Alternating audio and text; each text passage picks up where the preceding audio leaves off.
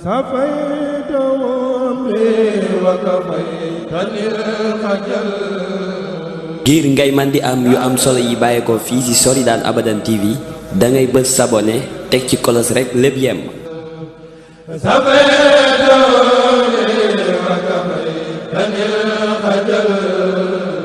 ak Soridane Abadan TV dara dootu leen raw ci communauté mouride.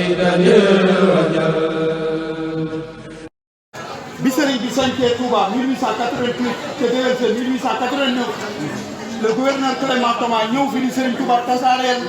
mbooloo mi yeewi leen ñu dem ndax kalaame yi bari na sëriñ bi gàntal maamam sëriñ Ibrahima Sarr Ndiaye moom la ñu booleeg buur Njàmbur nañu doon def Bilal di ko yeew ci naaj wu tàng di ko teg ay xeer loolee def nañ ko sëriñ Bassirou Sarr kon tey suñu demee ba